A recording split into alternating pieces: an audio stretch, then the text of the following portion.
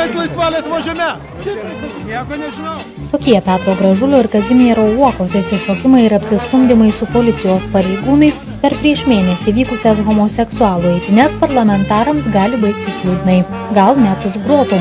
Prieš seksualinės mažumas nusistačiusiems Seimo nariams gresia ne tik administracinė, bet ir baudžiamoji atsakomybė. Laikinasis generalinis prokuroras dar šią savaitę ketina prašyti Seimo panaikinti Gražulio ir Uokos teisinę neliečiamybę.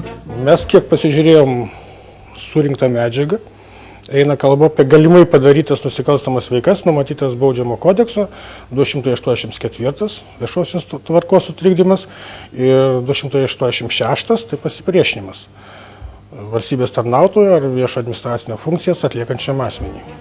Prieštaringais pasisakymais pagarsėję parlamentarai, nuo kurių eitynių dalyvius turėjo saugoti policija, teigia nesigailintis nei savo žodžių, nei veiksmų.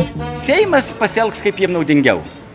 Seimas beveik niekada neturėjo tų pozicijų ir Seimo nariai ir vargu, ar jie principingai ir pagal savo sąžinę pasielgs. Aš tai manau.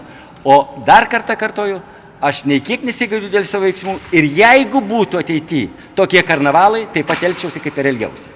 Kiekvienas Seimo narys spręs pagal savo sąžinę ir aš būsiu dėkingas jiem už tai. Aš manau, kad mes vykdėm savo pareigą ir turėjom teisę praeiti. Ir galiu tą daryti visoje Lietuvos teritorijoje ir susitikti su visais rinkėjais.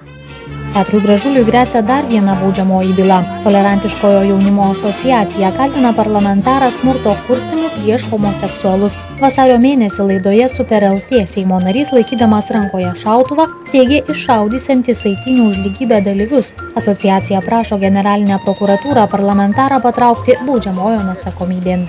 Kuriuo čia įsigando homoseksualai, tai sakau, prokuratūra nustatys. Į generalinę prokuratūrą apklausai Petras Gražulis atėjo nešinas 2 šaunamaisiais ginklais. Vienas žaislinis, kitas, kaip teigia pats parlamentaras, užtaisomas druska. Pastarąjį prokurorai pasiliko. Kiekvienas, nors kiek sveiko proto turintis žmogus, tikrai supranta, kad tai buvo pasakyta viskas humoro formai, šou laidoje.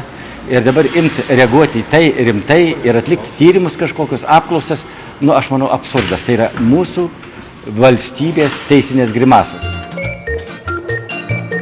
Tolerantiško jaunimo atstovai viliasi, kad Petras Gražulis pasielgs garbingai ir pats atsisakys Seimo nario neliečiamybės. Tačiau parlamentaras tikino neketinąs to daryti, mat nieko nenusižengė ir dėl nieko nesigaili. Reporterės Jurgita Gižaitė ir Ilma Slapauskaitė, Vilnius.